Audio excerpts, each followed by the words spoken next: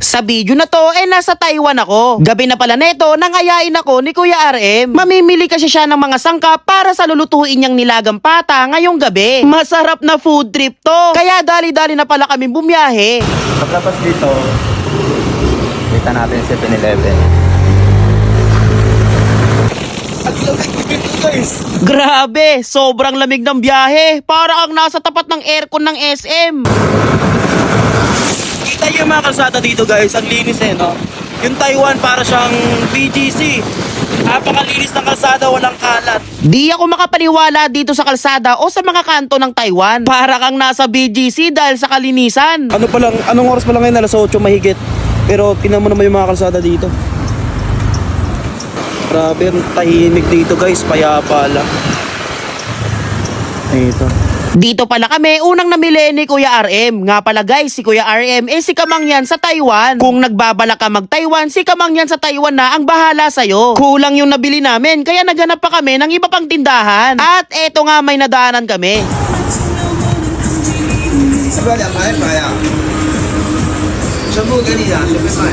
Pero tosaw. Kulang natin. Kalamansi na lang. Alamansi na lang. Tinakbo nito, 700 pa lang. Grabe dito guys, mas malamig pa dito kaysa sa Baguio. Kayo lamig, parang palamig. Kalamansi na lang pala ang kulang ni Kuya RM para sa lulutuin niya. Kaya naghanap pa kami. Guys, ito nga pala yung Filipino grocery. Yan, Pilipino yung nagbabantay, pati yung mga tauhan dito, Pilipino. No, Kuya RM, puro Pilipino.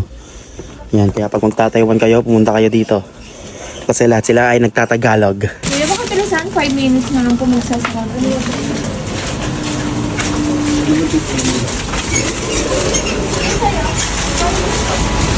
Pauwi na pala kami neto guys. Ang malupit nga dito sa Taiwan hindi uso ang traffic dito.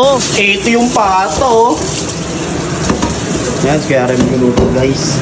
Pag-uwi nga namin agad nang nagluto si Kuya RM dito ng aming ulam for tonight's videos. Kahit nasa Taiwan kami makakatikim kami ng mga lutong Pinoy. Hindi lang basta lutong Pinoy yan guys. Talagang may bitaw ang nagluluto kasi yung lasa panalo. Wow! Panalo! Hindi ako nagbibiro Ang charap magluto ni Kuya RM. Mapaparami ka ng kanin Kaya paglapag ng kanin at ulam agad na pala kami dito nagsandukan. Syempre bago kumain magpe-pray muna tayo. At ayan na nga, agad na ako sumandok para matikman ko na ang luto ni Kuya RM na nilagang pata. Panalo to, may patis ka naman sisili pa. Sabay bubuhusan mo ng mainit-init na sabaw yung pata at kanin. Kaya tara, kain na tayo.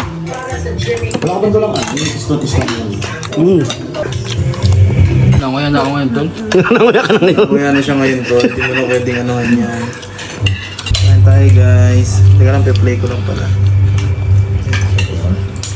Play na siya.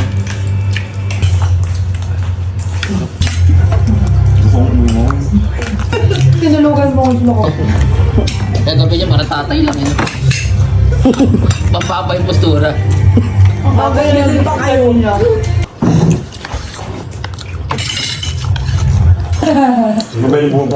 遇水转变远水，即便你的厨下已经装了净水机，零色彩特别好。如果我们50-30次的水质生成中央燃水它已经进行了10万次以上的水质测试，还有智能中央燃水 Tapos ka naman ako.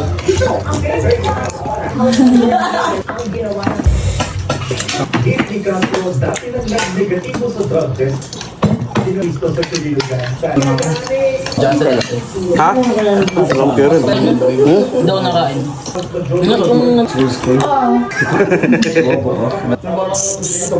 Ayun.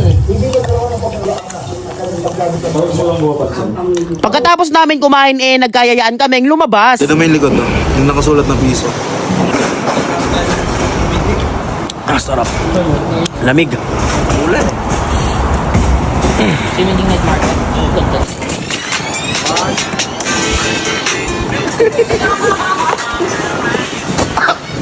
Lamig ako.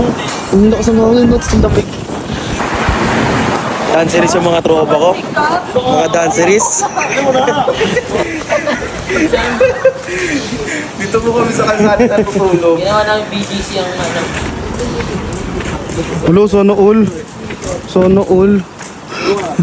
Sana all.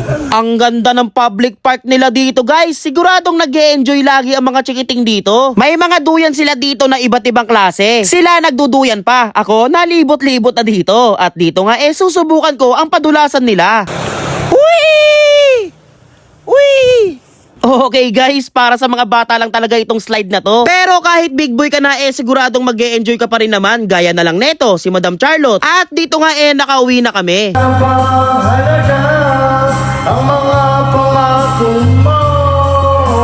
Wala, tinamaan na eh.